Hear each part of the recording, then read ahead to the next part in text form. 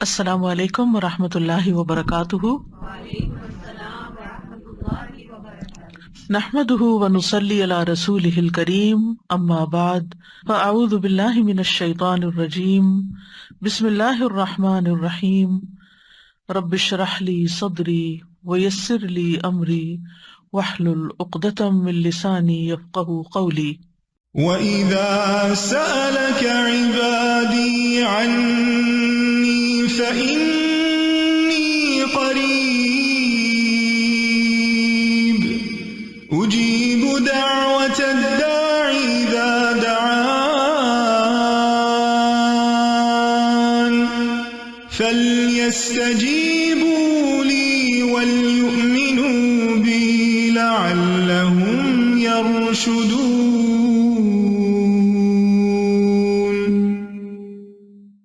اور جب میرے بندے آپ سے میرے بارے میں سوال کریں تو کہہ دیجئے بے شک میں قریب ہوں، میں پکارنے والے کی پکار کا جواب دیتا ہوں۔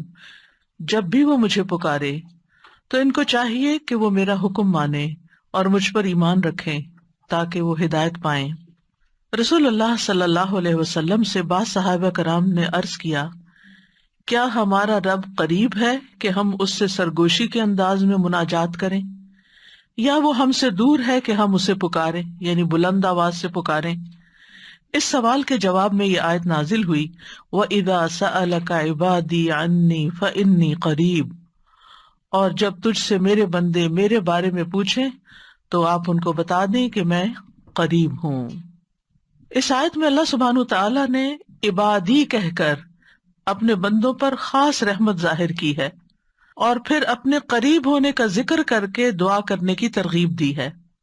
یعنی اللہ سبحانہ وتعالیٰ ہمیں اپنے بندے کہہ کے پکار رہا ہے، میرے بندے، ہم سب اسی کے بندے ہیں۔ اور پھر یہ بھی بتا دیا کہ انی قریب، میں قریب ہوں، دور نہیں ہوں تم سے، تم جب چاہو مجھے پکار سکتے ہو۔ ابو موسیٰ اشعری کہتے ہیں کہ ایک سفر میں ہم رسول اللہ صلی اللہ علیہ وسلم کے ساتھ تھے۔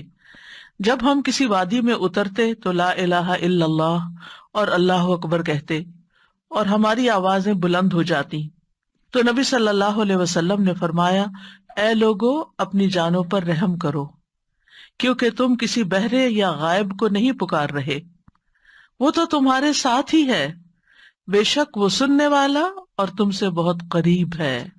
اس کا نام برکتوں والا ہے اور اس کی عظمت بہت ہی بڑی ہے۔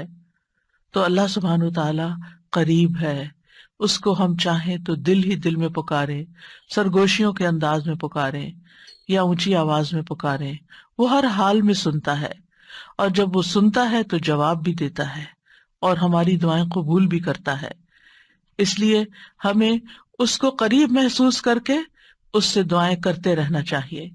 تو وہ دعا کی قبولیت کے اعتبار سے قریب ہے، دعا کو سننے کے لحاظ سے قریب ہے، اپنے علم کے اعتبار سے سب لوگوں کے قریب ہے، اور خاص طور پر عبادت کرنے والوں اور پکارنے والوں کے قریب ہے۔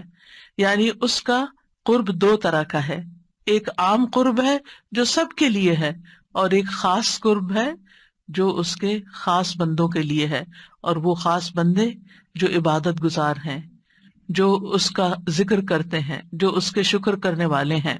تو اللہ سبحانہ تعالیٰ ان کی دعاؤں کو قبول کرتا ہے، ان کی مدد کرتا ہے، اور انہیں نیک کاموں کی توفیق عطا کرتا ہے۔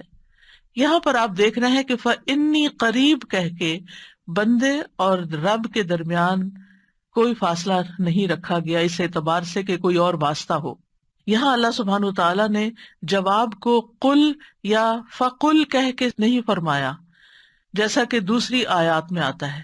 جتنے بھی سوال صحابہ کرام نے رسول اللہ صلی اللہ علیہ وسلم سے کیے تو ان کے جواب میں اللہ تعالیٰ نے فرمایا قل، آپ انہیں بتا دیجئے، لیکن یہاں پر قل بھی نہیں آیا، ڈائریکٹ فإنی قریب، اذا سألک عبادی انی فإنی قریب، یعنی بیچ میں کوئی واسطہ نہیں لایا گیا۔ تو اس سے یہ پتہ چلتا ہے کہ ہمارے اور ہمارے رب کے بیچ میں کسی اور واسطے اور کسی اور وسیلے کی ضرورت نہیں۔ اور جب اللہ تعالیٰ نے یا عبادی کہہ دیا تو اس میں سارے بندے شامل ہو جاتے ہیں، چاہے وہ نیک ہوں یا بد ہوں، بڑے ہوں یا چھوٹے ہوں، گناہگار ہوں یا بہت پرہیزگار ہوں، کوئی بھی ہو، جو بھی اپنے رب کو پکارتا ہے، رب اس کی پکار کو سنتا ہے اور وہ قریب ہے۔ لہٰذا جب ہمارا رب قریب ہے اور مجیب ہے، جیسا کہ آپ جانتے ہیں پروگرام کا نام بھی قریب مجیب اسی لیے رکھا گیا کہ ہمارا اگر اپنے رب سے تعارف ہو جاتا ہے، ہم اپنے رب کو پہچان جاتے ہیں کہ ہم کس کو پکار رہے ہیں اور وہ کہاں ہے، تو جتنا جتنا ہمارا یہ یقین ہوگا کہ وہ ہمارے قریب ہے اور وہ سنتا ہے اور جواب دیتا ہے، اتنی ہی زیادہ محبت اور توجہ کے ساتھ، اخلاص کے ساتھ ہم دعا کریں گے انشاءاللہ۔ اور پھر آپ دیکھیے کہ اللہ تعالیٰ ہماری دعاؤں کو ضائع نہیں کرتا۔ اجیب دعوت الداعی اذا دعانی، مطلب یہ ہے کہ جو بھی مجھ سے مانگتا ہے وہ کچھ پا کے ہی لوٹتا ہے، وہ نامراد نہیں ہوتا۔ جیسے زکریا علیہ السلام نے کہا تھا کہ وَلَمْ أَكُنْ بِدُعَائِكَ رَبِّ شَقِيًّا، کہ اے رب تجھے پکار کر تو میں کبھی بدبخت ہوا ہی نہیں، کبھی مایوس ہوا ہی نہیں، کبھی محروم ہوا ہی نہیں، جب بھی تجھے پکارا تجھ سے کچھ پا ہی لیا۔ تو اس لیے ہر دعا کرنے والے کو یہ یقین ہونا چاہیے کہ ہماری دعا ضرور سنی جائے گی، کیونکہ شیطان انسان کے دل میں یہ وسوسہ ڈالتا ہے کہ تمہاری دعا قبول نہیں ہوگی۔ نہیں بھائی، ہر ایک کی دعا قبول ہوتی ہے اگر وہ صحیح معنوں میں اپنے رب کو پکارتا ہے، وہ دعاؤں کو سنتا ہے اور جواب بھی دیتا ہے۔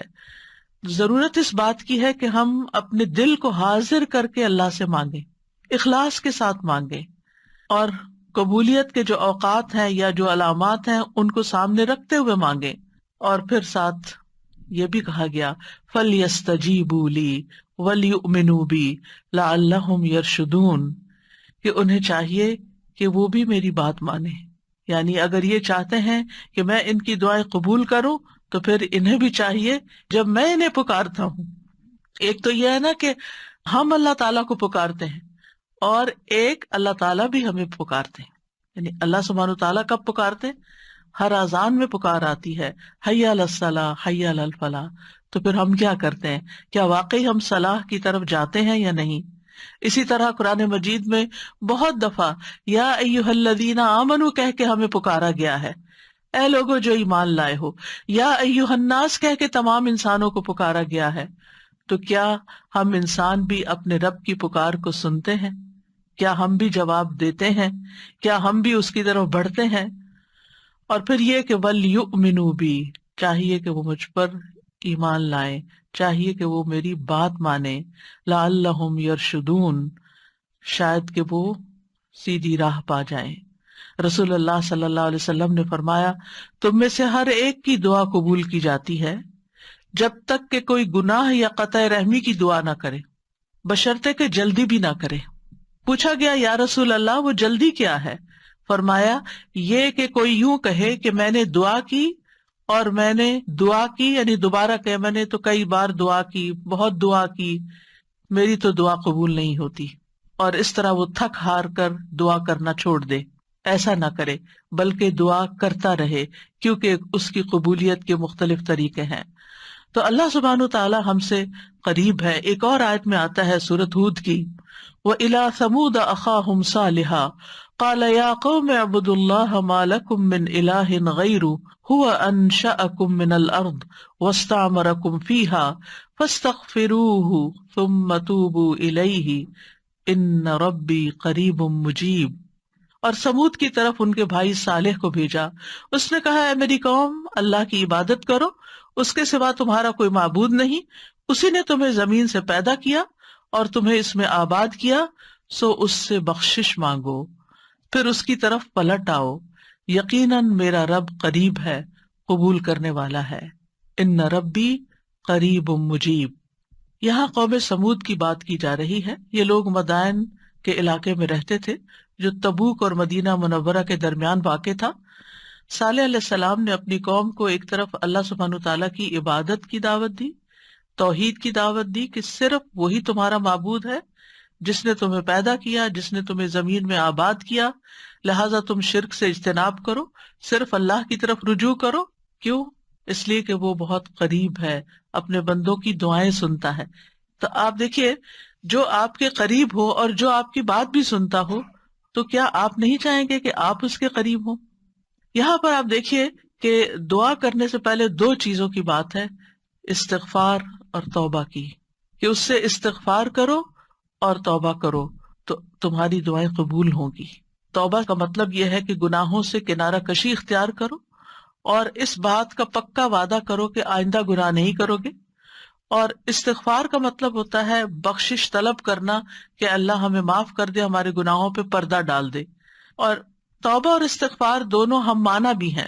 امام ابن قیم کہتے ہیں استغفار میں توبہ شامل ہے اور توبہ میں استغفار شامل ہے، اور جب ان کو الگ الگ بولا جاتا ہے تو پھر اس کا معنی الگ الگ بھی ہوتا ہے، اور اگر یہ دونوں اکٹھے آئیں یعنی ایک دوسرے کے ساتھ مل کر آئیں تو استغفار کا مطلب یہ ہوتا ہے کہ زندگی میں جو ہم کر چکے ہیں غلط کام، برائیاں، اللہ تعالی ہمیں ان کے شر سے محفوظ رکھے۔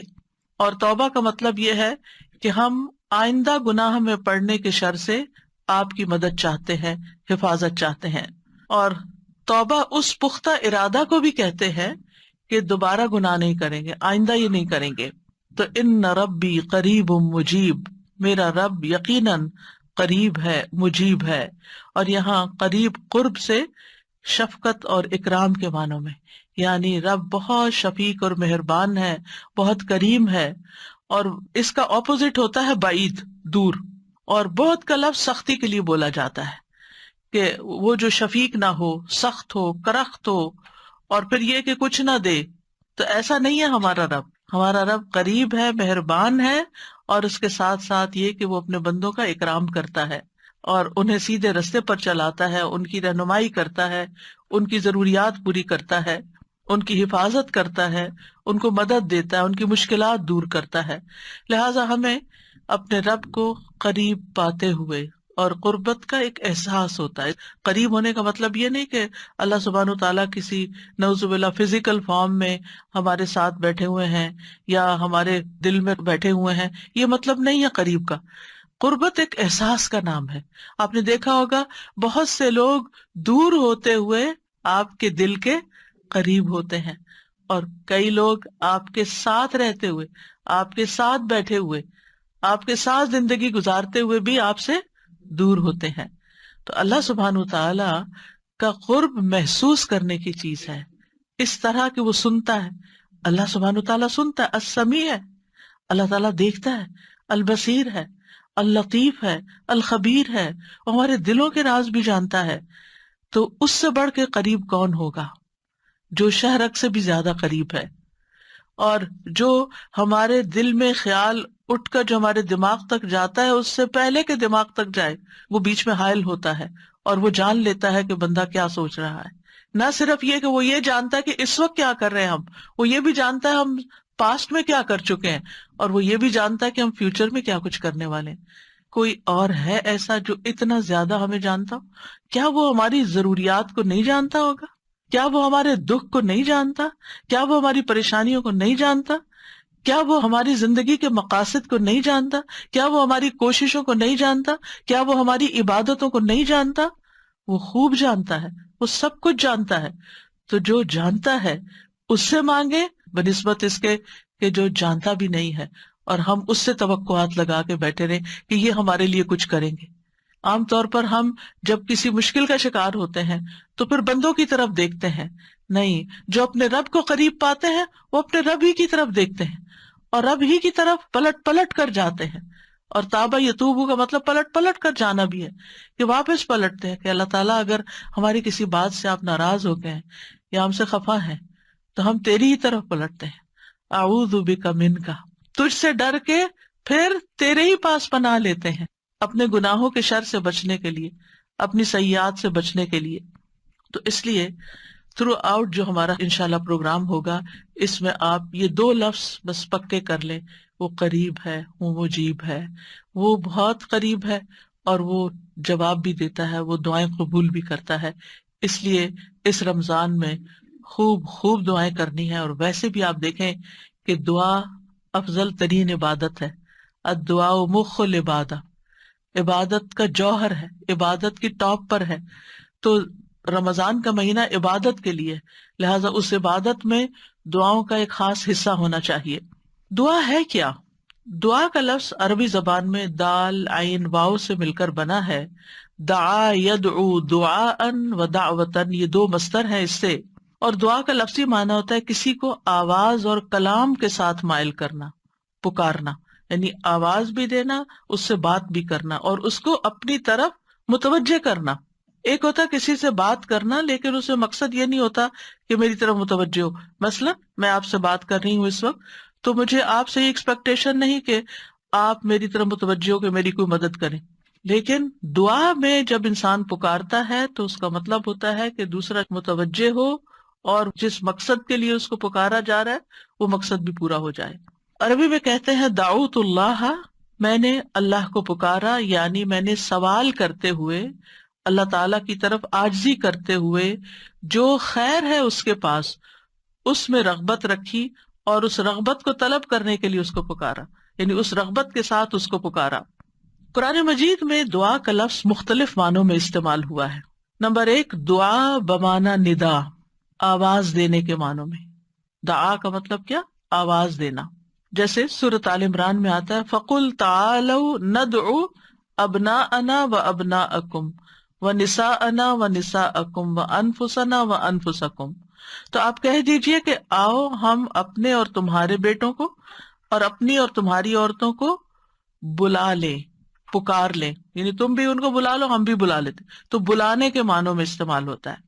تو عربی زبان میں دعا اور ندا یہ دو لفظ مترادف بھی ہیں، ایک دوسرے سے ملتے جلتے ہیں، سینونیمز ہیں، ایک جگہ پر اکٹھے بھی استعمال ہوئے ہیں. الا دعاء و نداء، کہ پکار اور آواز کے سوا کچھ نہیں سنتا. پھر اسی طرح دعا بمعنی طلب کرنا، کسی چیز کی ڈیمانڈ کرنا. قرآن مجید میں آتا ہے وَلَا تَزِرُ وَازِرَةٌ وِزْرَ أُخْرَى وَإِن تَدْعُ مُثْقَلَةٌ إِلَىٰ حِمْلِهَا لَا يُحْمَلْ مِنْهُ شَيْءٌ وَلَوْ كَانَ ذَا قُرْبَىٰ. اور کوئی بھی بوجھ اٹھانے والا کسی دوسرے کے گناہوں کا بوجھ نہ اٹھائے گا. یہ کب کی بات ہے؟ قیامت کے دن. اور کوئی بوجھ سے لدا ہوا شخص اپنا بوجھ اٹھانے کے لیے کسی کو بلائے گا، اس کو پکارے گا، وَإِن تَدْعُ، تو وہ اس میں سے کچھ بھی نہیں اٹھا سکے گا، کوئی مدد نہیں کرے گا قیامت کے دن، اگرچہ وہ قریبی رشتہ دار ہی کیوں نہ ہو. تو کسی کو مدد کے لیے بلانا، آؤ میرا سامان اٹھاؤ، میرا بوجھ اٹھاؤ، اس کے لیے بھی لفظ دعا جس میں ایک طلب پائی جاتی ہے استعمال ہوتا ہے. اسی طرح دعا کا لفظ بمعنی قول، بات کے بھی استعمال ہوتا ہے. قرآن مجید میں آتا ہے فَمَا كَانَ دَعْوَاهُمْ إِذْ جَاءَهُمْ بَأْسُنَا إِلَّا أَنْ قَالُوا إِنَّا كُنَّا ظَالِمِينَ. جب ان کے پاس ہمارا عذاب آیا تو ان کا قول اس کے سوا کچھ نہ تھا کہ وہ کہنے لگے بے شک ہم ہی ظالم تھے. تو یہاں پر قول یا بات کے معنوں میں آیا ہے. پھر اسی طرح دعا کا لفظ عبادت کے معنوں میں بھی آتا ہے. سورۃ کہف میں نوجوانوں کا جو قصہ آتا ہے جس میں وہ اب ایمان کو بچانے کے لیے غار کی طرف جا رہے تھے، تو اللہ تعالیٰ نے ان کے بارے میں فرمایا وَرَبَطْنَا عَلَىٰ قُلُوبِهِمْ إِذْ قَامُوا فَقَالُوا رَبُّنَا رَبُّ السَّمَاوَاتِ وَالْأَرْضِ لَن نَّدْعُوَ مِن دُونِهِ إِلَٰهًا لَقَدْ قُلْنَا إِذًا شَطَطًا. اور ہم نے ان کے دلوں کو مضبوط کر دیا جب وہ اٹھ کھڑے ہوئے تو کہنے لگے ہمارا رب تو آسمانوں اور زمین کا رب ہے، ہم ہرگز اس کے سوا کسی الہ کو نہیں پکاریں گے، یعنی اس کی عبادت نہیں کریں گے. اور اگر ہم ایسا کریں تو یقیناً ہم نے ناانصافی کی بات کی. تو دعا بمعنی عبادت. پھر اسی طرح پانچواں معنی قرآن مجید میں دعا بمعنی فریاد کرنا، طلب کرنا، فریاد کرنا. اور اس میں وَإِن كُنتُمْ فِي رَيْبٍ مِّمَّا نَزَّلْنَا عَلَىٰ عَبْدِنَا فَأْتُوا بِسُورَةٍ مِّن مِّثْلِهِ وَادْعُوا شُهَدَاءَكُمْ.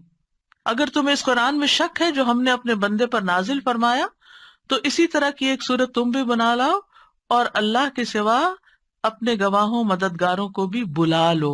فریاد کرو کہ وہ آئے اور تمہاری مدد کریں، یعنی مدد کے لیے پکارنا، یہ معنی ہے. پھر اسی طرح دعا بمعنی کسی چیز کی ترغیب دینا، یعنی کسی چیز کی طرف دعوت دینا. نوح علیہ السلام نے اپنی قوم کو پکارا تھا قال رب انی دعوت قومی لیلا ونہارا. اس نے کہا ہے میرے رب بے شک میں نے اپنی قوم کو رات اور دن پکارا، ان کو دعوت دیتا رہا دین کی طرف، اپنے رب کی طرف. اور اس میں معنی عبادت کا بھی ہے کہ اللہ کی عبادت کرو، تو عبادت کی دعوت میں ان کو دیتا رہا. پھر اسی طرح دعا بمعنی منسوب کرنا، نسبت دینا. ادعوہم لآبائہم، ان بچوں کو ان کے حقیقی باپوں کی نسبت سے پکارو، یعنی ادعوہم کا مطلب ہے کہ ان کو اپنے باپوں کی طرف ہی منسوب کرو، جن کے وہ بچے ہیں باپ کا نام نہیں بدلو۔ اور 8واں معنی ہے سوال کرنا، دعا بمعنی سوال، جیسے بنی اسرائیل نے موسیٰ علیہ السلام سے کہا قالوا ادع لنا ربک یبین لنا ما ہی، انہوں نے کہا تم اپنے رب سے ہمارے لیے دعا کرو، تو یہ جو دعا ہے یہ بمعنی سوال ہے، یعنی مانگو کہ وہ ہمارے لیے بیان کر دے کہ وہ گائے کس طرح کی ہو۔ تو قرآن مجید میں یہ دعا کا لفظ مختلف معنوں میں استعمال ہوا ہے، لیکن دعا کا عمومی شرعی معنی کیا ہے؟ اللہ کی بارگاہ میں عاجزی کے ساتھ سوال کرنا اور اللہ کے پاس جو خیر ہے اس میں راغب ہونا، رغبت رکھنا۔ اللہ کی بارگاہ میں اللہ کے حضور عاجزی کے ساتھ سوال کرنا، چیخ چلا کے نہیں بلکہ بہت ہمبل طریقے سے، اور جو خیر اللہ کے پاس ہے اس میں رغبت رکھنا، اس کا شوق رکھنا۔ طیبی کہتے ہیں اس سے مراد ہے اللہ کی بارگاہ میں انتہا درجے کی عاجزی، انکساری اور محتاجگی ظاہر کرنا۔ جیسے موسیٰ علیہ السلام نے دعا کیا کی تھی، رب انی لما انزلت الی من خیر فقیر، اپنے فقر، اپنی محتاجی، اپنی ضرورت کا اظہار کیا تھا، انی لما انزلت الی من خیر فقیر۔ امام ابن قیم کہتے ہیں اس سے مراد ہے ایسی چیز کو طلب کرنا جو دعا کرنے والے کو فائدہ دے، یعنی فائدے کی چیز حاصل کرنے کے لیے سوال کرنا، اور ایسی چیز کو دور کرنے کے لیے طلب رکھنا جو اس کو نقصان دیتی ہو۔ تو پھر دو طرح سے دعا کرتا ہے انسان، کچھ فائدے کی چیزیں مانگتا ہے اور کچھ نقصان والی چیزوں کو دور کرنے کے لیے اللہ سے درخواست کرتا ہے۔ ہماری شریعت میں دعا کی دو بڑی اقسام ہیں، ایک ہے دعائے عبادت اور ایک ہے دعائے مسئلہ۔ دعائے عبادت کیا ہے؟ اس سے مراد ہے کہ انسان اللہ سے ثواب کی امید رکھتے ہوئے، اس کے عذاب سے ڈرتے ہوئے اس کی عبادت کرے، اس میں سوال نہیں ہے۔ تو عربی میں دعا بمعنی عبادت بھی استعمال ہوتا ہے، آتا نا وقال ربکم ادعونی استجب لکم ان الذین یستکبرون عن عبادتی سیدخلون جہنم داخرین۔ اس میں دعا کے دونوں معنی آ گئے، اور تمہارے رب نے فرمایا کہ مجھ سے دعا کرو میں تمہاری دعا قبول کروں گا، یہ تو سوال ہو گیا۔ اور دوسرا، بے شک وہ لوگ جو میری عبادت سے تکبر کرتے ہیں عنقریب و ذلیل و خوار ہو کر جہنم میں داخل ہوں گے۔ تو یہاں عبادت کا معنی بھی آ گیا عبادت کے لفظ کے ساتھ، یعنی دعا ایک طرح سے عبادت ہے۔ تو دعائے عبادت کیا ہے کہ انسان اللہ سے ثواب کی امید رکھتے ہوئے، اس کے عذاب سے ڈرتے ہوئے اللہ کی عبادت کرے، جیسے نماز پڑھے، روزہ رکھے، قرآن کی قرأت کرے، تسبیح کرے، صدقہ کرے، اللہ کی طرف لوگوں کو دعوت دے، تعلیم کا کام کرے۔ تو انسان ان میں سے جو بھی عبادت کا کام کرے گا وہ دراصل اللہ کی طرف راغب ہوگا، کیونکہ دعا میں رغبت پائی جاتی ہے۔ اور جو شخص مثلا نماز پڑھتا ہے تو گویا وہ زبان حال سے دعا کر رہا ہوتا ہے، اللہ سے بخشش مانگ رہا ہوتا ہے کہ اللہ تعالیٰ ہمارے اوپر رحم کیجیے، ہم نے جو گناہ کیے ہیں آپ ان کو معاف کر دیجیے، کیونکہ نماز بذات خود کیا کرتی ہے؟ بلاؤں کو ٹالتی ہے، گناہوں کو معاف کرنے کا ذریعہ ہے، ٹھیک ہے۔ اچھا، صدقہ کیا کرتا ہے؟ گناہوں کی آگ بجھاتا ہے، ٹھیک ہے نا۔ تو یہ جو گناہوں کی آگ کا بجھنا ہے، یہ ہم بول کے بھی کہہ سکتے اللہ ہمیں جہنم کے عذاب سے بچا، تو وہ ہماری زبان بول رہی ہوتی، لیکن جب ہم صدقہ دے رہے ہوتے ہیں تو گویا ہمارا عمل جو ہے وہ اسی چیز کا تقاضا کر رہا ہے کہ ہم اپنے اوپر سے گناہوں کا بوجھ اتارنا چاہتے ہیں۔ تو ایک دعا سوال کے انداز میں ہوتی ہے اور ایک دعا حال کے ساتھ بیان ہو رہی ہوتی ہے، عمل کے ساتھ ہو رہی ہوتی ہے۔ اور دوسری جو دعائے مسئلہ ہے جس میں مانگنے کی دعا ہوتی ہے، تو وہ یہ ہے کہ انسان دنیا اور آخرت کی کوئی بھی بھلائی طلب کرنے اور دنیا اور آخرت کے نقصان کو دور کرنے کا سوال اللہ سے ہی کرے۔ دنیا اور آخرت کی کوئی بھی بھلائی مانگنا اور دنیا اور آخرت کے کسی بھی نقصان سے بچنا، یہ بس اللہ ہی سے کرے اس کا سوال۔ یہ دعائے مسئلہ ہے، یعنی سوال کرنے والی، یعنی وہ دعا جس میں ہم سوال کرتے ہیں۔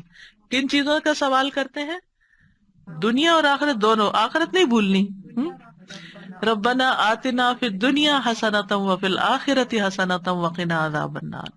تو دنیا اور آخرت کی حسنہ مانگنا اور دنیا اور آخرت کے عذاب سے، مصیبت سے بچنا. وقنا عذاب النار، سب سے بڑی مصیبت تو آگ ہے نا، یعنی اس کی کوئی تکلیف انسان کو پہنچے.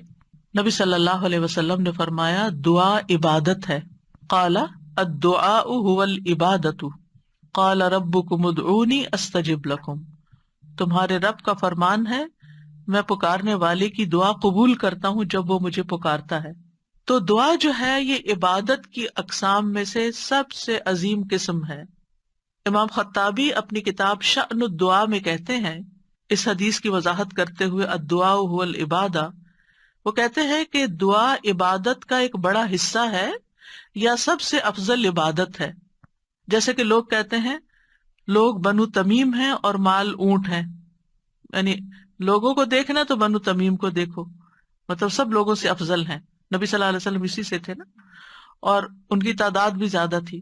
اور اسی طرح عربوں کے ہاں مال کی سب سے بڑی قسم اونٹ ہوا کرتے تھے. وہ کہتے ہیں مال تو اصل میں اونٹ ہے اور لوگ تو بنو تمیم ہی ہے. تو اسی طرح کہا گیا دعا تو عبادت ہی ہے. الدعاء هو العبادہ، دعا ہی عبادت ہے. الحج عرفہ، اس کا یہ مطلب ہے کہ صرف عرفہ میں جاؤ، یہ نہیں. مطلب یہ ہے کہ جتنے بھی ارکان آپ حج کی ادا کرتے ہیں ان میں سے عرفہ کے دن کا قیام اگر کسی نے پا لیا تو اس کا حج ہو گیا، اور وہ سب سے بڑا دن ہے جس میں بخشش ہوتی ہے. تو یہ عربوں کے کہنے کا ایک انداز بھی ہے نا، اور مراد اس سے کیا ہے کہ دعا سب سے افضل عبادت ہے اور ساری اطاعتوں اور ساری بندگیوں کا مغز ہے کہ انسان اپنی ہر پریشانی اور ہر ضرورت میں اللہ کی طرف متوجہ ہو جائے. یہ ہے اصل مقصد.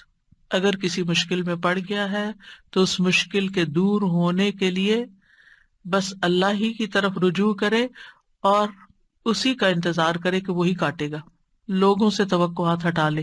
اس کا یہ مطلب نہیں کہ ہم لوگوں سے ہیلپ لے نہیں سکتے، آپ لوگوں سے ہیلپ لے سکتے ہیں، آپ ان کو بتا سکتے ہیں کہ آپ کس مشکل میں اور اس کا حل کیا ہے، لیکن ان سے توقع نہ رکھے کہ یہ میری مشکل حل کر دیں گے. مثلا آپ کو کوئی پرابلم ہوئی ہے، آپ کسی سے مشورہ کرنا چاہتے ہیں، آپ کسی سے کاؤنسلنگ لینا چاہتے ہیں، آپ ضرور لیں، لیکن یہ توقع نہ رکھیں کہ یہ آپ کا مسئلہ حل کر دے گا یا بس یہی آپ کے لیے سب کچھ ہو گیا. اس کو اللہ سبحانہ وتعالیٰ سے آگے نہ رکھے. کہتے ہیں نا ہمت مردہ مدد خدا. ہمت آپ نے کرنی ہے، کوشش آپ نے کرنی، مدد اللہ نے کرنی ہے. دعا کی بھی ہمت ہوتی ہے اور دعا کے لیے بھی ایک ایفرٹ لگانی پڑتی ہے اور اس کے لیے یکسو ہونا پڑتا ہے. خصوصاً آپ دیکھیں کہ جب کسی بڑی پریشانی کے نتیجے میں انسان کے ہوش اڑ جاتے ہیں، اوسان خطا ہو جاتے ہیں، اس کو کچھ سمجھ نہیں آتی، تو ایسی صورت میں انسان اپنے خیالات کو مجتمع کر کے، فوکس کر کے، پوری توجہ کے ساتھ اللہ کی طرف جب متوجہ ہوتا ہے تو یہ ہے اصل میں دعا کی روح. اور نہ صرف یہ کہ بڑی مشکلات میں بلکہ چھوٹی چھوٹی ضروریات میں بھی اللہ کی طرف رغبت کرنی چاہیے. دعا کی ضرورت کیوں ہے ہماری زندگی میں؟ کیونکہ ہم اللہ کے محتاج ہیں. بادشاہ وہی ہے، ہم فقیر ہیں. یا ایھا الناس انتم الفقراء الی اللہ، اے لوگو تم سب اللہ کے محتاج ہو. کوئی بھی انڈیپینڈنٹ نہیں، کوئی بھی یہ نہیں کہہ سکتا کہ میں اپنے سب کام خود ہی کر سکتا ہوں. واللہ هو الغنی الحمید، اور اللہ سب سے بے پرواہ ہے اور تعریف کے لائق ہے. بندوں میں سے کوئی بھی بے پرواہ نہیں ہو سکتا، ہم سب محتاج ہیں. دوسری بات، اللہ سارے خزانوں کا مالک ہے.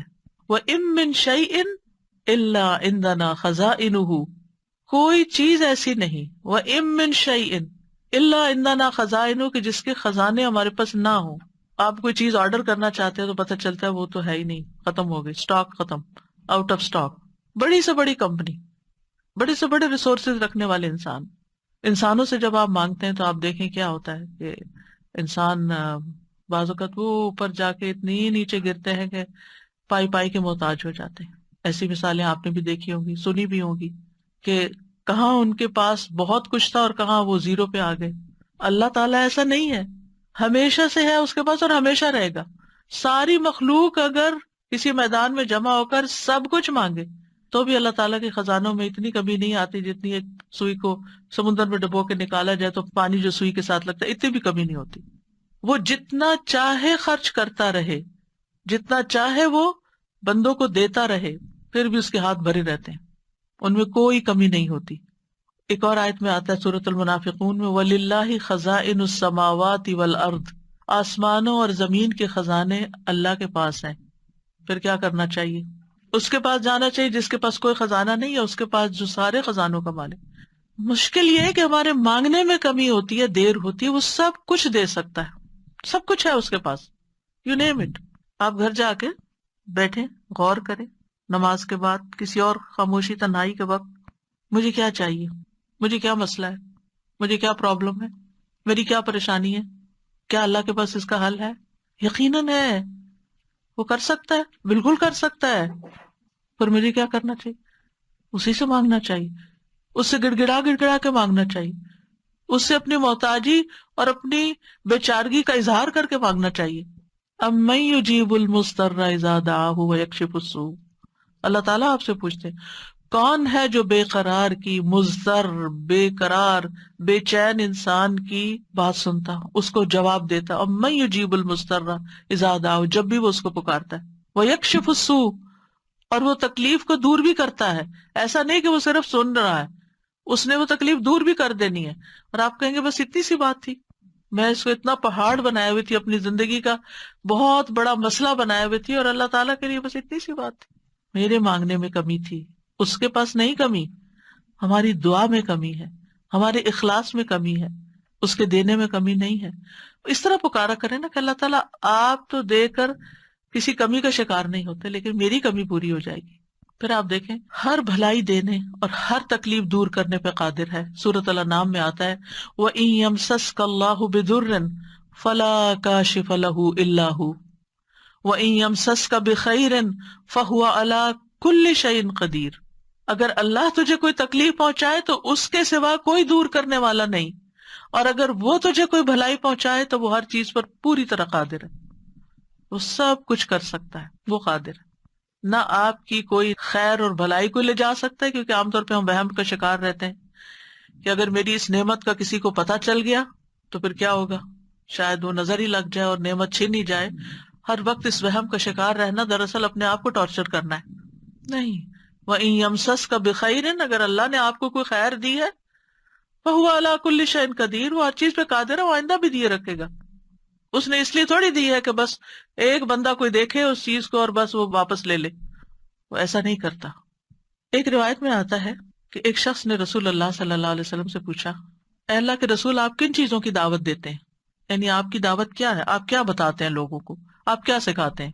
آپ نے فرمایا، میں اس اللہ کی طرف دعوت دیتا ہوں جو اکیلا ہے، وہ اللہ کہ جب تم پر کوئی مصیبت آتی ہے اور تم اسے پکارتے ہو تو وہ تم سے تمہاری مصیبت دور کر دیتا ہے. یہ ہے اللہ کا تعارف.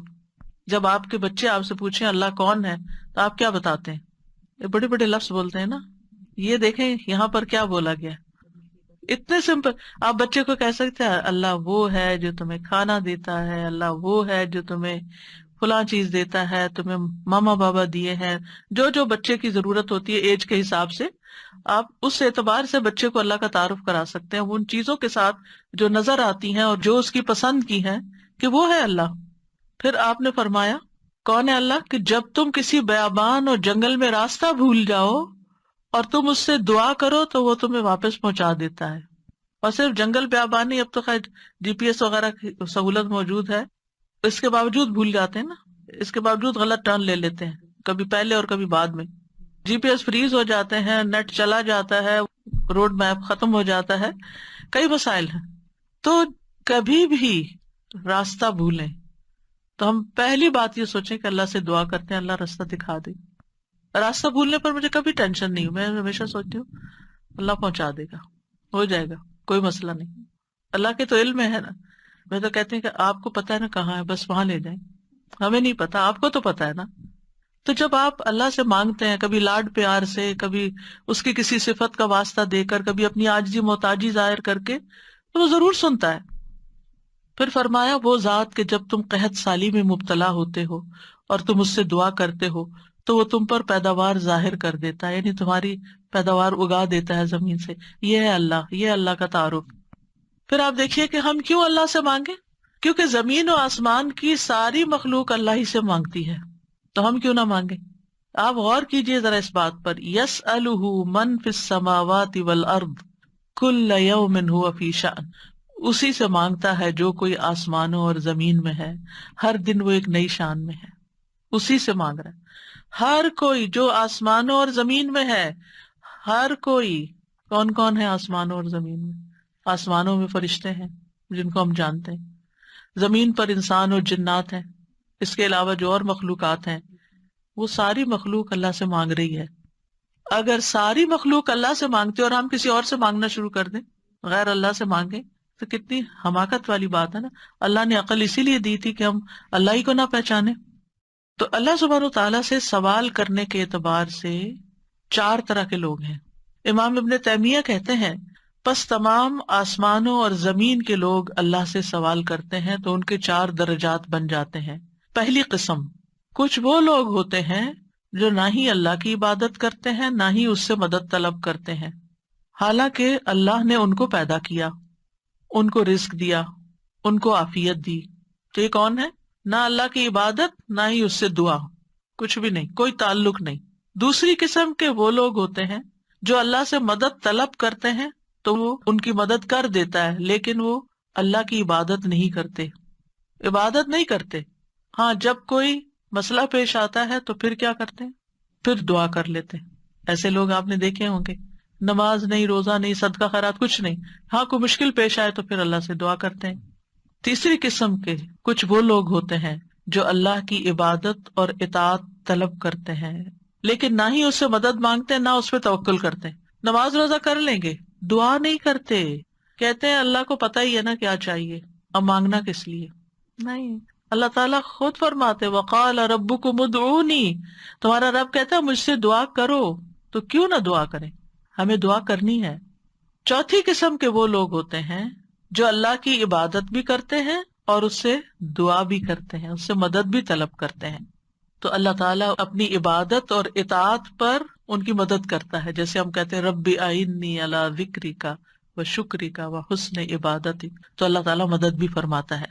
اب ہم اپنے آپ کو دیکھیں کہ ہم کون سی کیٹیگری میں فال کرتے ہیں، ہم کہاں ہیں. کیا ہم ان لوگوں میں ہیں جو عبادت بھی کرتے ہیں اور دعا بھی کرتے ہیں، تو یہ ٹاپ کلاس کے لوگ ہیں، اور باقی اللہ تعالیٰ کے حق میں کبھی کوتاہی کرتے ہیں. تو ہمیں دعا کرتے رہنا چاہیے، اللہ تعالیٰ کو پکارتے رہنا چاہیے، ہر ضرورت میں، ہر مقصد میں، ہر پریشانی میں، ہر دکھ میں، ہر بیماری میں، ہر موقع پر، ہر چیز کے لیے، چھوٹی سے چھوٹی چیز کے لیے، بڑی سے بڑی چیز کے لیے اللہ ہی سے مانگنا چاہیے. کیونکہ وہ دے کر احسان نہیں جتاتا، وہ دے کر شرمندہ نہیں کرتا، وہ دے کر ہم سے واپس نہیں مانگتا، وہ بغیر شرط کے دیتا ہے، غیر مشروط دیتا ہے. وَإِذَا سَأَلَكَ عِبَادِي عَنِّي فَإِنِّي قَرِيبٌ أُجِيبُ دَعْوَةَ الدَّاعِ إِذَا دَعَانِ فَلْيَسْتَجِيبُوا لِي وَلْيُؤْمِنُوا بِي لَعَلَّهُمْ يَرْشُدُونَ. وَإِذَا سَأَلَكَ عِبَادِي عَنِّي فَإِنِّي قَرِيبٌ أُجِيبُ دَعْوَةَ الدَّاعِ إِذَا دَعَانِ فَلْيَسْتَجِيبُوا لِي وَلْيُؤْمِنُوا بِي لَعَلَّهُمْ يَرْشُدُونَ. تو ہمیں مانگتے رہنا چاہیے کیونکہ وہ قریب ہے، وہ مجیب ہے. اللہ سبحانہ وتعالیٰ اپنے بندوں کو خود فرماتا ہے کہ اللہ سے اس کے فضل کا سوال کرو، یہ اللہ کا حکم ہے. سورۃ النساء میں آتا ہے وَاسْأَلُوا اللَّهَ مِن فَضْلِهِ، اور اللہ سے اس کے فضل کو مانگو کہ اللہ اپنا فضل فرما. فضل کیا ہوتا ہے؟ جو ہم ڈیزرو نہیں کرتے، نہ اپنی عبادت کی وجہ سے، نہ کسی محنت کی وجہ سے، نہ کسی قابلیت کی وجہ سے، نہ کسی ہنر کی وجہ سے، ہم ڈیزرو نہیں کرتے، لیکن آپ دے سکتے. ہم پھر بھی آپ سے مانگتے ہیں، چاہے ہم اس قابل نہیں، لیکن پھر بھی آپ سے مانگتے، آپ ہمیں عطا کیجیے. اور اللہ تعالیٰ کو یہ بات پسند ہے کہ بندے اس سے مانگیں، کیونکہ بندے کو جب کسی چیز کی ضرورت ہوتی ہے نا، اور وہ اس کو اللہ تعالیٰ سے مانگتا ہے، تو وہ اللہ تعالیٰ کے ساتھ کنیکٹ ہو جاتا ہے، اللہ تعالیٰ کو یاد کرتا ہے، اس کے سامنے اپنی حالت کا اظہار کرتا ہے، اپنا دکھ، اپنا شکوہ، اپنا غم، اپنا رنج، اپنی پریشانی اس کو سناتا ہے، جو سن کر آگے نشر نہیں کرتا۔ جب ہم بندوں کے سامنے اپنی کسی پریشانی کا ذکر کر دیتے ہیں تو بعض اوقات کیا کرتے ہیں، وہ آگے بیان کر دیتے ہیں، اور یوں آپ کے راز کھل جاتے ہیں، آپ کا مرتبہ اور مقام لوگوں کی نگاہ میں گر جاتا ہے۔ کچھ لوگ آپ سے حسد کرنے لگتے ہیں، کچھ لوگ آپ کی تکلیف پہ خوش ہوتے ہیں۔ تو اس لیے ہمیں اللہ سبحانہ تعالیٰ کے سامنے ہی اپنے رنج اور دکھ کی فریاد رکھنی چاہیے۔ اللہ تعالیٰ اپنے بندوں کو ہر چیز کو اسی سے مانگنے کا حکم دیتا ہے۔ اب ہر چیز میں کیا ہے؟ صحیح مسلم کی روایت ہے، ابو ذر غفاری رضی اللہ عنہ کہتے ہیں کہ نبی صلی اللہ علیہ وسلم اپنے رب تبارک و تعالیٰ سے روایت کرتے ہیں کہ بے شک اللہ تعالیٰ فرماتا ہے، اے میرے بندو تم سب گمراہ ہو سوائے اس کے جسے میں ہدایت دوں، پس تم مجھ سے ہدایت مانگو میں تمہیں ہدایت دوں گا۔ نمبر 1 دعا کیا ہونی چاہیے؟ ہدایت کی۔ دن کی ہر رکعت میں ہم اہدنا الصراط المستقیم مانگتے ہیں۔ ہر کام میں ہمیں گائیڈنس چاہیے، ہمیں کلیرٹی چاہیے، چاہے دین کا کام ہو چاہے دنیا کا کام، ہر چیز میں ہمیں صحیح راستہ، صحیح اسٹریٹجیز اختیار کرنے کی ضرورت ہوتی ہے، تب وہ کام ہو پاتا ہے، اور اس طرح ساری کنفیوژن بھی دور ہو جاتی، ساری پریشانی بھی دور ہو جاتی کہ میں نے اللہ سے دعا کر لی، اللہ تعالیٰ آپ مجھے صحیح طریقہ بتا دے، مجھے اس کام کو کیسے لے کے چلنا ہے۔ تو ہر موڑ پر، ہر کام میں ہمیں ہدایت کی ضرورت ہوتی ہے۔ تو اہدنا الصراط المستقیم۔ پھر فرمایا، اے میرے بندو تم سب بھوکے ہو سوائے اس کے جسے میں کھلاؤں، تو تم مجھ سے کھانا مانگو میں تمہیں کھانا کھلاؤں گا۔ سبحان اللہ، سب سے بڑی ضرورت ہدایت کے بعد انسان کی کیا ہے؟ کھانا، جو اس کو دن میں کئی بار کھانا پڑتا ہے، اور انسان سب سے زیادہ پریشان بھی اس کے لیے ہوتا ہے، اور مال کا سب سے بڑا حصہ بھی اسی پہ خرچ ہوتا ہے۔ یعنی دن میں اگر آپ دیکھیں تو آپ ہر روز اپنا لباس نہیں خریدتے، ہر روز آپ اپنی ٹوائلٹریز نہیں خریدتے، ہر روز اپنی اور چیزیں نہیں خریدتے، برتن نہیں خریدتے، کٹلری، جیولری، یہ سب روز تھوڑی خریدا جاتا ہے۔ لیکن کھانا تو ڈیلی چاہیے، کھانا تو ڈیلی کنزیوم کرنا ہے، تو اس سے مانگو۔ اور خاص طور پر اگر کچھ خاص کھانے کو دل چاہتا ہے وہ بھی اس سے مانگو۔ نیوٹریشیس چاہیے، ہولسم چاہیے، صحت مند چاہیے، کیونکہ ساری بیماریاں ہی کھانے سے پیدا ہوتی ہیں۔ یعنی کھانا مانگو صرف یہ نہیں کہ ہے نہیں، بلکہ اچھا کھانا مانگو تو اللہ تعالیٰ کھلائے گا۔ اے میرے بندو تم سب برہنہ ہو سوائے اس کے جسے میں لباس پہناؤں، تو تم مجھ سے لباس مانگو میں تمہیں لباس پہناؤں گا۔ بعض اوقات انسان کو کوئی خاص چیز پہننے کو دل چاہتا ہے، مانگے اللہ سے، اللہ دے گا۔ اے میرے بندو تم سب دن رات گناہ کرتے ہو اور میں سارے گناہوں کو بخش دیتا ہوں، تم مجھ سے بخشش مانگو میں تمہیں بخش دوں گا۔ کیوں اپنے اوپر بوجھ لیے پھرتے ہو؟ کتنے گناہ کر لیے، بہت لیٹ کر دیا، پتہ نہیں اب میری معافی ہوگی یا نہیں، اب میں کیا کروں؟ وہ معاف کر دے گا، مانگ کر تو دیکھو۔ اے میرے بندو اگر تمہارے اولین و آخرین اور جن و انس ایک صاف چٹیل میدان میں کھڑے ہو کر مجھ سے مانگنے لگیں، اور میں ہر ایک کو جو مجھ سے مانگ رہا ہے وہ سب کچھ دے دوں جو وہ مانگ رہا ہے، تو میرے خزانوں میں کوئی کمی نہیں ہوگی مگر جتنی سمندر میں سوئی ڈال کر نکالنے سے کمی آتی، کچھ کمی نہیں۔ مانگو، اس کا تو کچھ نہیں بگڑتا، اس کا تو کچھ کم نہیں ہوتا۔ نبی صلی اللہ علیہ وسلم نے بھی اللہ سے مانگنے کا حکم دیا ہے۔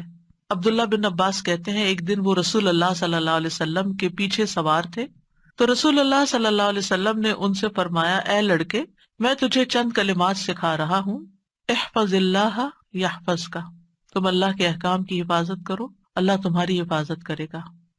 احفظ اللہ تجدہ تجاہک، اللہ کی حفاظت کرو یعنی اللہ تعالیٰ کے احکامات کی، تم اسے اپنے سامنے پاؤ گے، قریب پاؤ گے۔ اذا سألت فاسأل اللہ، جب تمہیں مانگنا ہو اللہ سے مانگو، جب تمہیں مانگنا ہو، کچھ بھی مانگنا ہو۔ وَإِذَا اسْتَعَنْتَ فَاسْتَعِنْ بِاللَّهِ، اور جب مدد چاہیے اللہ سے مدد مانگو، کسی بھی طرح کی مدد، یعنی مدد صرف مالی مدد نہیں ہوتی، یا مدد صرف ان چیزوں کی نہیں ہوتی اوپر جن چیزوں کا ذکر ہوا ہے، مدد تو ہمیں ہر کام میں چاہیے ہوتی۔ ہم کون سی لائن اختیار کریں، کون سا پیشہ اختیار کریں، کون سی جاب لیں، کون سی نہ لیں، کیا کریں کیا نہ کریں، فلان جگہ جانا ہے جائیں یا نہ جائیں، ہر معاملے میں۔ اور یہ جو ہمیں استخارہ سکھا دیا گیا تو یہ بھی تو یہی ہے۔ اور اس استخارے میں بھی آپ دیکھیے، اذا سألک عبادی انی فانی قریب اجیب دعوت الداعی اذا دعانی، تو اس میں بھی آپ دیکھیں بیچ میں واسطہ نہیں رہا نا، تو ہم کسی سے نہیں کہہ سکتے آپ میرا استخارہ کریں، آپ اپنے لیے خود ہی خیر مانگیں، آپ صلی اللہ علیہ وسلم نے عبداللہ بن عباس سے کہا، جان رکھو اگر ساری دنیا مل کر بھی تمہیں نفع پہنچانا چاہے تو تمہیں نفع نہیں پہنچا سکتی سوائے اس کے جو اللہ نے تمہارے لیے لکھ دیا، اور اگر وہ سارے مل کر تمہیں کوئی نقصان دینا چاہیں نقصان نہیں دے سکتے سوائے اس کے جو اللہ نے تمہارے لیے لکھ دیا۔ کتنا بڑا توکل سکھاتی ہے یہ بات، کتنی فکریں پریشانیاں دل سے اور دماغ سے بالکل آف لوڈ ہو جاتی، کچھ نہیں ہوتا، کوئی کچھ نہیں بگاڑ سکتا۔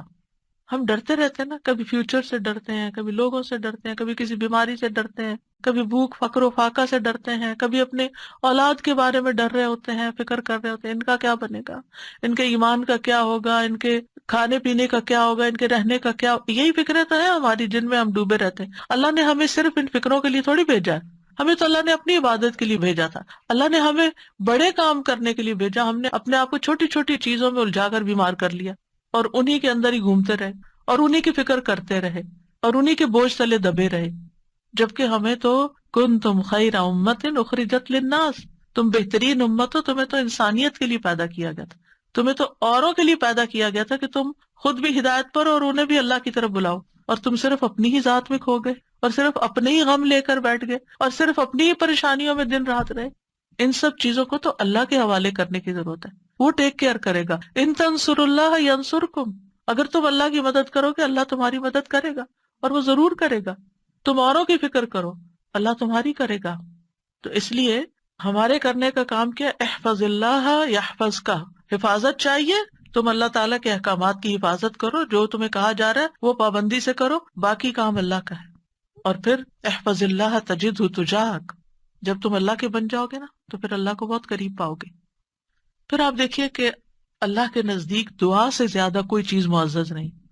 دعا انسان کو عزت دیتی ہے، جب انسان بندوں کے آگے ہاتھ پھیلاتا ہے تو ذلیل ہوتا ہے، اور جب اللہ سے مانگتا ہے دو ہاتھ اٹھا کے، بندوں کے سامنے تو ہم ایک ہاتھ پھیلاتے ہیں اور اللہ کے سامنے دو ہاتھ پھیلاتے ہیں، اور جب انسان اللہ سے مانگتا ہے تو اللہ اس بندے سے محبت کرتا ہے اور اس بندے کو دیتا ہے، نوازتا ہے اور عزت دیتا ہے، اپنی جناب سے دیتا ہے۔ اور جب بندوں سے مانگتے ہیں تو وہ کبھی دیتے ہیں کبھی نہیں دیتے، اور کبھی دے کے اذیت بھی دیتے ہیں، اور پھر احسان جتاتے ہیں، دکھ دیتے ہیں، ذلیل کرتے ہیں، بعض اوقات آپ کی انا کو مجروح کر دیتے ہیں، آپ کی عزت کو مجروح کر دیتے ہیں، آپ کو بعض اوقات بدنام کر دیتے ہیں۔ تو اللہ کے نزدیک دعا سے زیادہ کوئی چیز معزز نہیں۔ لیس شیء اکرم علی اللہ من الدعاء، پھر یہ کہ اللہ تعالیٰ دعائیں سنتا ہے۔ وَلَقَدْ نَادَانَا نُوحٌ فَلَنِعْمَ الْمُجِيبُونَ، یقیناً نوح نے ہمیں پکارا تو ہم بہت اچھے قبول کرنے والے ہیں۔ ہم نے ان کی سنی، ہمیں کیوں بتایا جا رہا ہے؟ تاکہ تم بھی پکارو، تمہاری بھی سنی جائے گی۔ ابراہیم علیہ السلام نے کیا کہا تھا، ان ربی لسمیع الدعاء، میرا رب تو یقیناً دعا سننے والا ہے، وہ تو ضرور سنتا ہے۔ اور پھر خاص طور پر جو مضطر ہو، بے چین ہو، بے قرار ہو، لاچار ہو، امن یجیب المضطر اذا دعاہ ویکشف السوء، یہ لاچار کون ہوتا ہے؟ ابن عباس کہتے ہیں اس سے مراد وہ شخص ہے جس کی ایسی ضرورت ہو جو اس کو مشقت میں ڈال دے، یعنی مصیبت میں پڑ جائے انسان، چاہے اندر قلبی روحانی طور پر، چاہے مالی طور پر، چاہے صحت، یعنی کسی بھی اعتبار سے جو چیز اس کو مشکل میں ڈال دے، مشقت میں، یہ لاچاری ہوتی ہے۔ یہ کہتے ہیں ڈپینڈنسی جیسے ہو جاتی ہے دوسروں پر۔ سدی کہتے ہیں کہ اس سے مراد وہ شخص ہے جس کے پاس کوئی ہیلا چارہ قوت باقی نہ رہے، یعنی دنیا میں اس کا کوئی وسیلہ سبب نہیں رہا، تنہا رہ گیا، وہ سنتا ہے۔ ذنون کہتے ہیں اس سے مراد وہ شخص ہے جو اپنے تعلقات کو اللہ کے سوا سب سے کاٹ دے، بس اللہ ہی ہے میرا۔ ابو جعفر کہتے ہیں کہ اس سے مراد مفلس شخص ہے جس کے پاس کچھ نہیں۔ سہل بن عبداللہ کہتے ہیں اس سے مراد وہ شخص ہے جو اپنے ہاتھ دعا مانگتے ہوئے اللہ کی طرف بلند کرتا ہے، اوپر اٹھاتا ہے، حالانکہ اس کے پاس اطاعت کا کوئی نیکی کا کام نہیں ہوتا جس کو وہ وسیلہ بنا سکے۔ لاچار، اب ہر جگہ سے مایوسی ہوگی، اب ایک ہی راستہ ہے، اور وہ راستہ شیطان کہتا ہے تم تو اتنے نافرمان ہو، تمہاری نہیں سنی جائے گی، نہیں، وہ پھر بھی سنتا ہے۔ امن یجیب المضطر، اصل میں بندے تو ہم اللہ ہی کے ہیں نا، چاہے ہم اللہ کو اپنا بنائیں یا نہ بنائیں، ہیں تو اسی کے، جانا تو اسی کی طرف ہے، دنیا میں بھی اسی کی طرف جانے کی ضرورت پیش آتی ہے۔ اور پھر آپ دیکھیے کہ اللہ تعالیٰ کا قبولیت کا وعدہ بھی ہے، اور وہ بندوں کی حاجات پوری کرتا ہے۔ اللہ تعالیٰ خود پکارتے ہیں جب رات کا ایک تہائی حصہ بچتا ہے آسمان دنیا پہ نزول فرما کے اللہ تعالیٰ فرماتے ہیں کون ہے جو مجھ سے دعا کرے تو میں اس کی دعا قبول کروں، کون ہے جو مجھ سے بخشش طلب کرے تو میں اسے بخش دوں، کون ہے جو مجھ سے رزق مانگے تو میں اس کو رزق عطا کروں، کون ہے جو تکلیف دور کرنے کی درخواست کرے تو میں اس کی تکلیف دور کروں۔ اور یہ اعلان فجر کے طلوع ہونے تک ہوتا رہتا ہے۔ تو اللہ تعالیٰ پکار رہے کہ مانگو مجھ سے۔ اب دیکھیے، اگر کبھی آپ کے پیرنٹس میں سے کوئی یا کوئی بڑا یا اگر آپ سے کہے کہ اچھا مانگو، کیا مانگتے ہو، فرمائش کرو، کیا کرتے ہیں ہم، ہمارا حال کیا ہوتا ہے؟ بہت خوش ہو جاتے ہیں، اتنی بڑی آفر آ گئی ہے، کرو فرمائش، کیا چاہیے، جیولری چاہیے، کپڑے چاہیے، جو چاہیے مانگو۔ تو ہمارا خوشی سے ایسا حال ہوگا کہ ہمیں یہ بھی یاد نہیں رہے گا کہ اب مانگنا کیا ہے آپ نے۔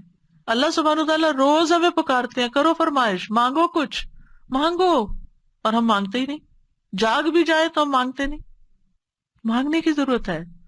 اب دیکھیے کہ دنیا کے بادشاہ جب کوئی سوالی آتا ہے، کوئی بیگر آتا ہے، وہ دروازے بند کر دیتے ہیں۔ جو انسان 2 سے 3 دفعہ آپ سے کچھ مانگ چکا ہو، جب آپ اس کو دیکھتے ہیں تو وہ موڑ کے چل دیتے ہیں، یہ پھر آ گیا ہے، پھر کچھ مانگے گا۔ کیا اللہ تعالیٰ بھی ایسا کرتا ہے؟ 100 بار آئے آپ اس کے پاس، 100 بار عطا کرے گا۔ وہ اپنا دروازہ بند نہیں کرتا، وہ اپنی دولت نہیں چھپاتا، وہ تمہارے لیے ہر روز رات کو دروازہ کھولتا ہے، آ جاؤ تم میری طرف، مانگو مجھ سے۔ امام ابن قیم کہتے ہیں اللہ جس کے ساتھ خیر کا ارادہ کرتا ہے اس کے لیے ذلت کا، عاجزی کا، اللہ کی بارگاہ میں پناہ پکڑنے اور محتاجی ظاہر کرنے کا دروازہ کھول دیتا ہے، یعنی اس کو دعا مانگنا آ جاتا ہے۔ اور جس کو دعا کی توفیق مل گئی اس کو ہر خیر مل گئی۔ تو اصل چیز یہ ہے کہ دعا کی توفیق ہو جائے، دعا مانگنا شروع کر دیں۔ اب دیکھیے کہ اس نیت سے بھی یہ پروگرام رکھا گیا تھا کہ ہم روز دعا کے بارے میں کچھ سنیں، پھر دعا کے مطلب کو سمجھیں، دعا دعا دعا کرتے رہے تاکہ ہمیں دعا مانگنا آ جائے۔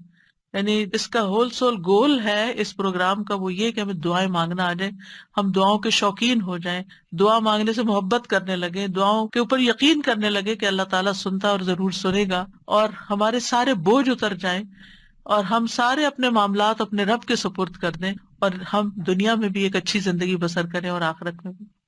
امام ابن تیمیہ کہتے ہیں جب اللہ کسی بندے کے ساتھ خیر کا ارادہ کرتا ہے تو اس کے دل میں دعا مانگنے اور اس سے مدد طلب کرنے کا الہام کر دیتا ہے کہ اللہ سے مانگو، اس کے دل میں ڈال دیتا ہے، اور اللہ اس کے مدد طلب کرنے اور اس کے دعا مانگنے کو اس کے لیے خیر کا ذریعہ بنا دیتے ہیں جس کے لیے اس نے مدد طلب کی ہوتی ہے، یعنی اس کا رستہ نکل آتا ہے۔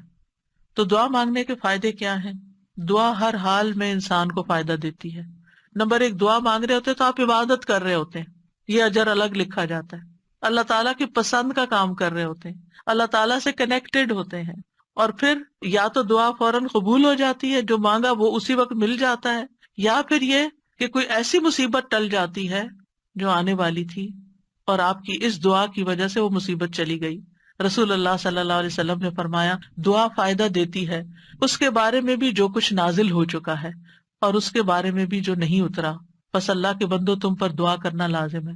یعنی جو مصیبتیں آ گئی ہیں ان کو بھی دور کرے گی دعا، اور جو ابھی نہیں آئی اتر رہی ہیں ان کو بھی دور کر دے گی، آنے والی مشکلات کو بھی ہٹا دے گی۔ پھر یہ کہ اللہ تعالیٰ اپنے مانگنے والوں کو خالی ہاتھ نہیں لوٹاتا۔ حدیث میں آتا ہے بے شک اللہ عز و جل کو اس بات سے حیا آتی ہے کہ اس کا کوئی بندہ اس کے سامنے ہاتھ پھیلا کر کسی خیر کا سوال کرے اور وہ انہیں خالی لوٹا دے، کہ کچھ بھی نہ ڈالے اس میں۔ ایسا نہیں ہوتا۔ انس رضی اللہ عنہ کہتے ہیں رسول اللہ صلی اللہ علیہ وسلم نے فرمایا بے شک اللہ بڑا رحیم ہے، بڑے کرم والا ہے، اس کو اس بات سے شرم آتی ہے کہ اس کا کوئی بندہ اس کے آگے اپنے دونوں ہاتھ پھیلائے اور وہ ان دونوں میں کوئی خیر نہ ڈالے، وہ ایسا نہیں کرتا۔ جو مسلمان بھی اپنی حاجت اللہ کے آگے رکھ دیتا ہے اللہ تعالیٰ اسے ضرور نوازتا ہے، ضرور دیتا ہے۔ رسول اللہ صلی اللہ علیہ وسلم نے فرمایا جو مسلمان اپنا چہرہ اللہ کے سامنے گاڑ کر، یعنی پورے فوکسڈ طریقے سے توجہ کے ساتھ کسی چیز کا سوال کرتا ہے وہ اس کو وہ چیز ضرور عطا کرتا ہے، خواہ جلدی عطا کرے یا ذخیرہ کر کے رکھ لے اس کے لیے اگلی دنیا میں عطا کرے، لیکن ملتا ضرور ہے۔ اور پھر آپ دیکھیے اس آیت میں اللہ تعالیٰ نے کوئی شرط نہیں رکھی، یعنی جو مانگو گے میں دوں گا، یہ نہیں کہا تم یہ کر کے آنا پھر میں دوں گا، بعد میں کہا کہ ٹھیک ہے تم بھی میری بات مانا کرو، ریکمینڈیڈ ہے یہ بات، لیکن شرط نہیں ہے کہ تم نے مانی تو پھر ہی میں بھی تمہاری مانوں گا۔ اور پھر آپ دیکھیے کہ یہ ہمارا فرض بنتا ہے کہ ہم اپنی دعاؤں میں اخلاص پیدا کریں، ورنہ اللہ تعالیٰ تو ہر ایک کو نیک بد گناہگار حتیٰ کہ ابلیس کی بھی دعا قبول کر لیتا ہے۔ دعا کے سبب تقدیر بدل جاتی ہے۔ حدیث میں آتا ہے قضا کو صرف دعا ہی بدل سکتی ہے، اور نیکی کے علاوہ کوئی چیز عمر کو نہیں بڑھا سکتی۔ نیکی کرتے جاؤ، انشاءاللہ عمر بھی لمبی ہوگی اور نیکیوں کی مزید توفیق ہوگی۔ دعا کی وجہ سے آزمائشیں ٹل جاتی ہیں۔ امام غزالی کہتے ہیں بس جان لے کہ قضاء و قدر میں سے یہ بھی ہے کہ اللہ آزمائشوں کو دعا کے ذریعے ٹال دیتا ہے۔ چنانچہ دعا آزمائشوں اور بلاؤں کو ٹالنے اور رحمت کے حصول کا سبب ہے، جیسا کہ ڈھال تیروں کو ٹالنے اور واپس لوٹانے کا سبب ہے، یعنی کہ جو شیلڈ ہے اس سے آپ پروٹیکٹڈ ہوتے ہیں، اور جیسے پانی زمین سے نباتات نکالنے کا سبب ہے، یعنی آپ پودا لگاتے ہیں، اس میں پانی لگاتے ہیں تو اس میں سے کچھ نکل آتا ہے۔ جن لوگوں کے گارڈنز ہیں وہ تو یہ تجربہ کرتے ہی ہوں گے کہ جب سمر آتی ہے اور وہ ڈالتے ہیں کچھ تو پھر اس میں سے ننھی منی کونپلیں نکلتی ہیں۔ لیکن اگر نہیں تو میں آپ سب کو ریکمینڈ کروں گی کہ اللہ الخالق کی تخلیق کو دیکھنے کے لیے گھر میں ہی کوئی مٹی کا پاٹ رکھ لیجئے اور اس میں کوئی بیج ڈال دیجئے، اور ان بیجوں کے پھوٹنے اور چھوٹی چھوٹی کونپلیں نکلنے کے عمل کو دیکھیے۔ آپ کو اللہ پہ اتنا پیار آئے گا، اتنی محبت آئے گی۔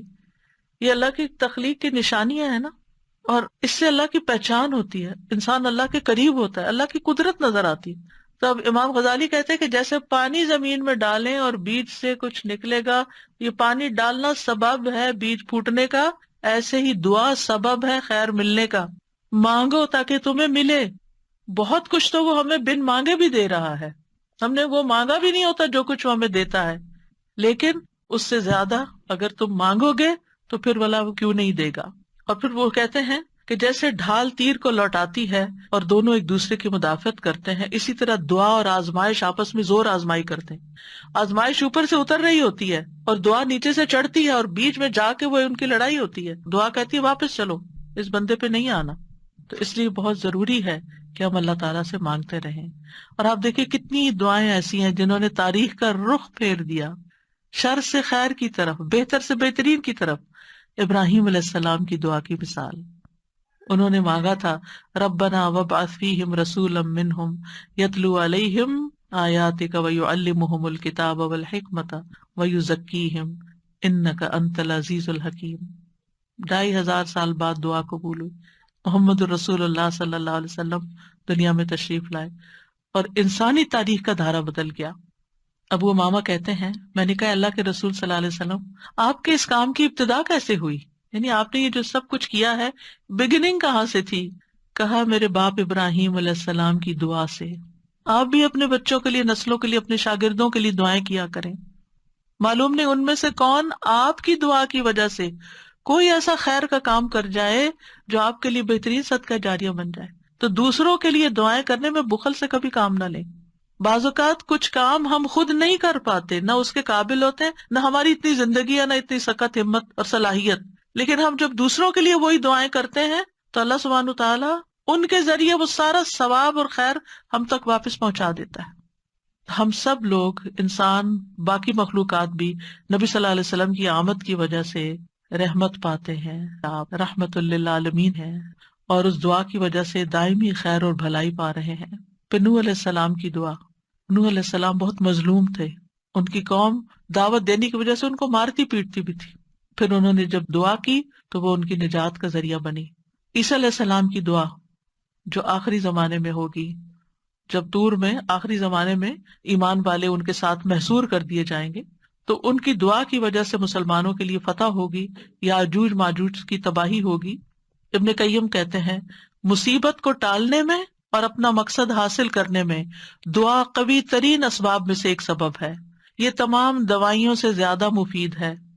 دعا ساری دوائیوں سے زیادہ مفید ہے، یہ آزمائشوں کی دشمن ہے، دعا آزمائشوں کی دشمن ہے، یہ آزمائشوں کو دور دھکیلتی ہے، ان سے زور آزمائی کرتی ہے، ان کو واقع ہونے سے روکتی ہے، جو واقع ہو چکی ہوں ان کو ختم کرتی ہے، ان کو ہلکا کر دیتی ہے، اور یہ مومن کا ہتھیار ہے۔ یعنی اگر دعا آزمائش سے زیادہ طاقتور ہو تو آزمائش ختم ہو جاتی ہے۔ یعنی بعض اوقات ہم کہتے ہیں آزمائش نہیں ختم ہو رہی کیونکہ ہماری دعا ابھی کمزور ہے، اس کو اور اسٹرانگ کریں۔ اگر آزمائش سے کمزور ہو تو آزمائش کبھی ہو جاتی ہے، اور وہ دونوں ایک دوسرے کا مقابلہ بھی کرتی ہیں، ایک دوسرے کے ساتھ جھگڑا کرتی ہیں۔ پھر یہ ہے کہ دعا ساری خیر اور بھلائی لے آتی ہے، جامع الخیر ہے. دعاؤں کے سبب بیماریاں دور ہوتی ہیں. امام ابن تیمیہ کہتے ہیں بہت سے مریض ایسے ہیں جو بغیر دوا کے صرف دعا کی وجہ سے یا دم یا دل کی مضبوطی کے ساتھ اور اچھے توکل کے ساتھ شفا پا لیتے ہیں. دوا کے بغیر ہی ٹھیک ہو جاتے ہیں. دعا سے ہم و غم دور ہوتا ہے، ڈپریشن دور ہوتا ہے، اور خاص طور پر وہ جو غم کی دعا ہے نا وہ پڑھنی چاہیے. اللہم انی اعوذ بک من الہم والحزن. پریشانیاں دور ہوتی ہیں. انسان کو دعا کی وجہ سے وہاں سے رزق ملتا ہے جہاں سے انسان سوچ بھی نہیں سکتا، اس کا گمان بھی نہیں ہوتا. اللہ تعالیٰ کی ناراضگی دور ہوتی ہے، اور جو آدمی اللہ سے نہیں مانگتا اللہ اس سے ناراض ہوتا ہے.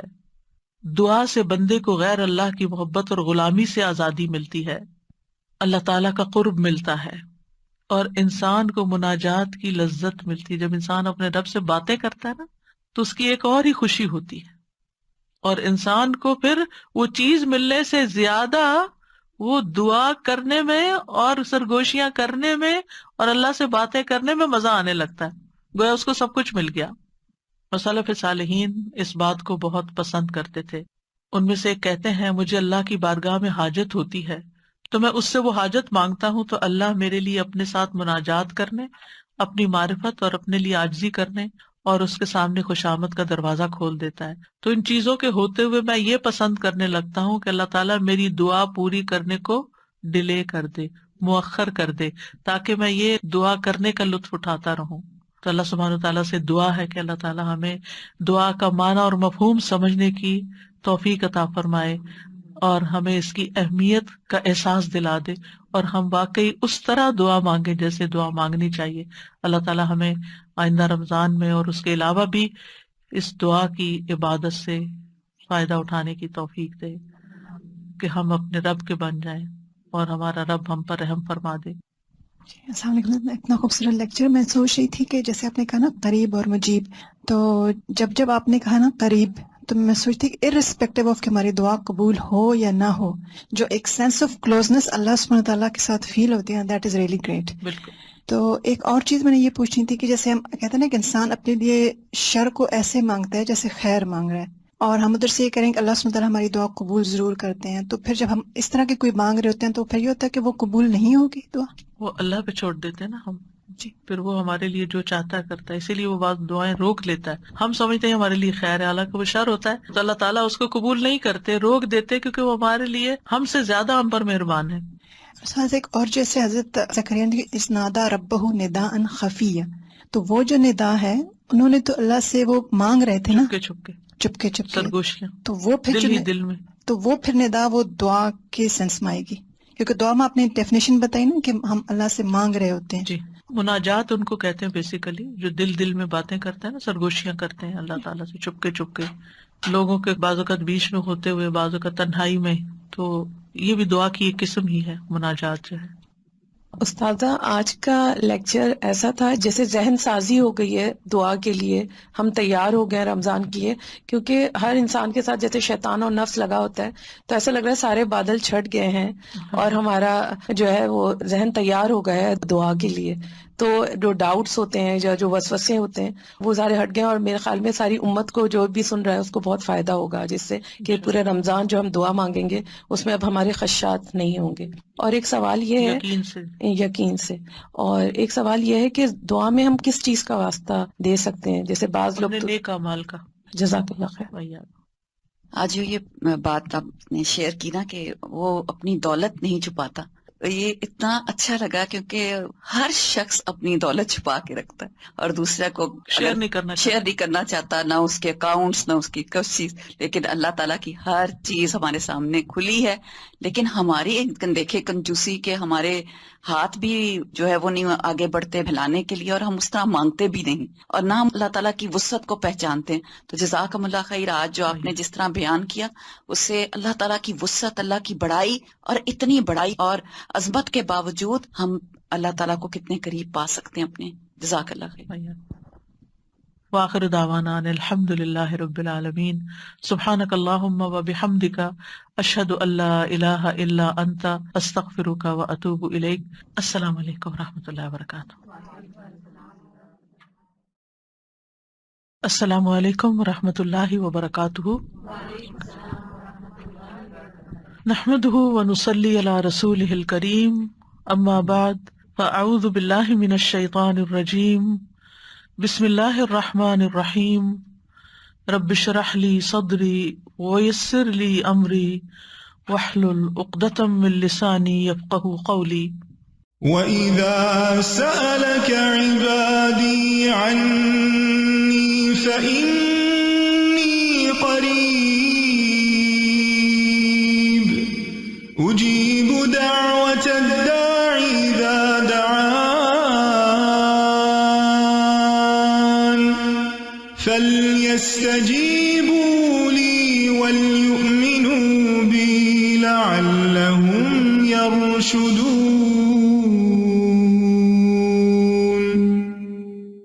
اور جب میرے بندے آپ سے میرے بارے میں سوال کریں تو کہہ دیجئے بے شک میں قریب ہوں، میں پکارنے والے کی پکار کا جواب دیتا ہوں جب وہ مجھے پکارے. تو ان کو چاہیے کہ وہ میرا حکم مانیں اور مجھ پر ایمان رکھیں تاکہ وہ ہدایت پائیں. لہٰذا ہم سب کے لیے ضروری ہے کہ ہم دعا کرتے رہیں، اللہ سے مانگتے رہیں. دعا کیا ہے؟ دعا کا مطلب ہے پکارنا، بلانا. اور یہاں مراد کیا ہے کہ انسان اپنی حاجات کے لیے، اپنی ضروریات کے لیے، اپنی مشکلات کو دور کرنے کے لیے یا اپنی بندگی کے اظہار کے لیے اپنے رب کو پکارے. یہ پکار ایک عبادت ہے.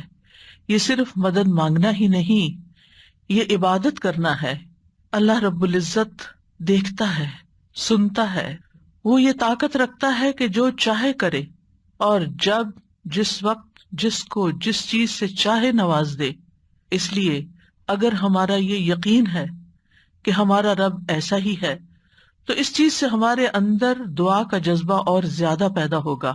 جتنا جتنا انسان کو اللہ سبحانہ تعالیٰ کی معرفت حاصل ہوتی چلی جاتی ہے تو فطری طور پر، قدرتی طور پر اس کے اندر یہ جذبہ پیدا ہوتا جاتا ہے کہ وہ اپنی ہر ضرورت کے لیے، چھوٹی ضرورت کے لیے بھی اور بڑی ضرورت کے لیے بھی اپنے اسی رب کو پکارے اور اس سے دنیا اور آخرت کی سعادتیں اور بھلائیاں مانگ لے.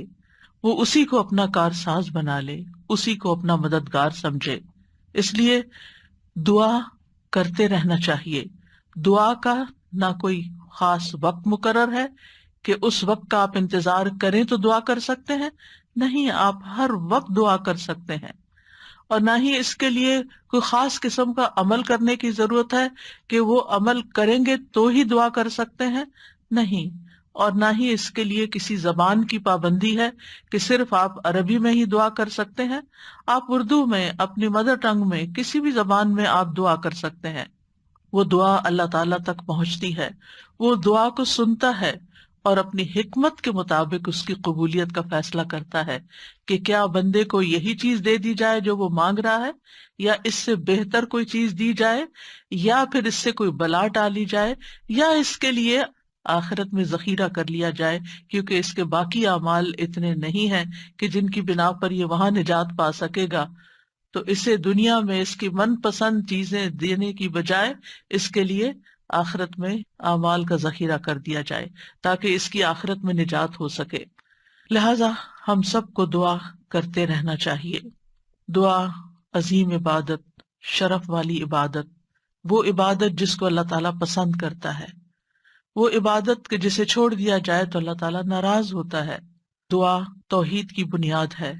یہ ہمیں اپنے رب سے قریب کر دیتی ہے. اس سے ہماری مشکلات آسان ہوتی ہیں، تکلیفیں دور ہوتی ہیں، ہمیں برکتیں حاصل ہوتی ہیں. لہٰذا جو مشکلات سے نکلنا چاہتا ہے وہ دعا کو اپنے لیے لازم کر لے، کیونکہ اللہ تعالیٰ ہی پریشانیوں کو دور کرتا ہے. امن یجیب المضطر اذا دعاہ ویکشف السوء، بھلا کون ہے جو لاچار کی فریاد رسی کرتا ہے جب وہ اسے پکارتا ہے اور اس کی تکلیف کو دور کر دیتا ہے. تو جو شخص بھی مشکلات سے، پریشانیوں سے نجات چاہتا ہے اس کے لیے ضروری ہے کہ وہ دعا کو لازم کر لے، کیونکہ اللہ تعالیٰ ہی پریشانیاں دور کرتا ہے. اللہ تعالیٰ کے علاوہ کوئی نہیں جو پریشانی دور کر سکے. وقتی طور پر کوئی آپ کو دلاسا دے دے گا، کوئی آپ کی ہمت افزائی کر دے گا، کوئی آپ کا دکھ بانٹ لے گا، لیکن آپ کی مشکل صرف اور صرف اللہ تعالیٰ ہی حل کر سکتا ہے. وَإِن يَمْسَسْكَ اللَّهُ بِضُرٍّ فَلَا كَاشِفَ لَهُ